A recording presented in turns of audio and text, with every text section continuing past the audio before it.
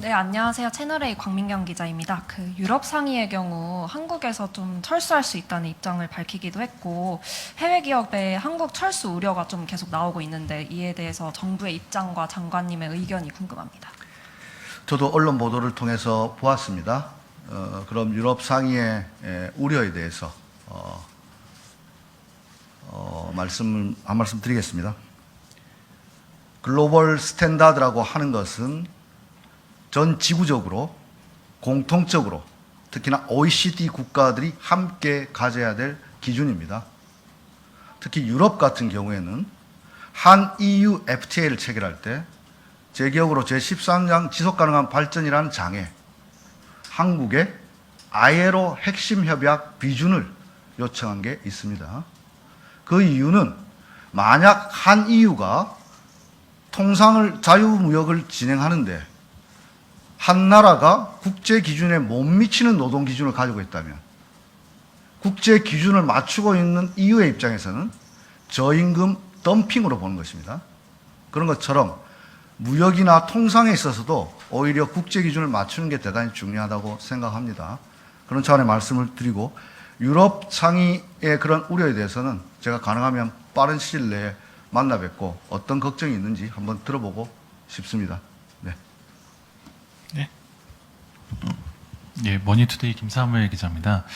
장관님 그동안 이제 인사청문회나 취임사에서도 노란봉투법에 대해서 재개 우려 잘 알고 있다 이런 말씀도 하셨는데 사실 이번에 이제 마련된 그 수정안은 재개의 요구가 거의 반영이 안 된 것 같다 이런 입장이 있더라고요. 그래서 경총에서도 어제 얘기하기로는 하청의 과도한 파업이 빈번하게 발생할 수 있다 이런 우려를 제기하기도 하는데 이런 우려에 대해서는 실제로 이런 일이 발생을 할 수 있다고 보시는지 이런 우려에 대해서 어떻게 생각하시는지 하고요.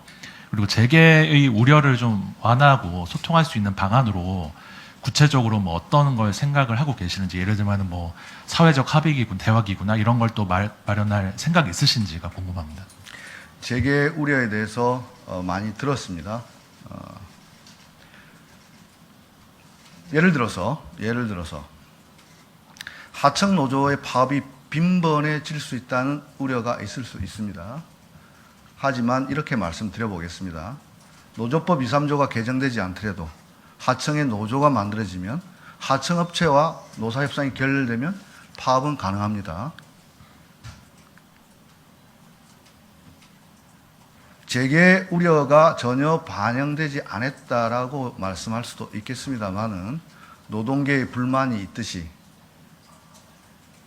정부 나름대로 재개가 요청하고 있는 부분에 대해서 불확실성을 제거시켜 드리기 위해서 최선을 다했다는 말씀을 드립니다. 예를 들면 쟁의의 대상과 관련해서 지난번 거부권 행사되었던 법안은 89년 노동계가 볼 때 노동법 개혁의 핵심이라고 하는 근로조건의 결정이라고 하는 두자가 들어옴으로써 정리해고라든지 인수합병이라든지 여러 가지 근로조건에 직접적 영향을 미침에도 불구하고 쟁의 대상에서 제외되었던 부분들을 포함시키고자 했고 저도 원한 대로 갔으면 하는 생각이었습니다만은 재계에서는 그렇게 됐을 경우에 말 그대로 파업공화국 된다.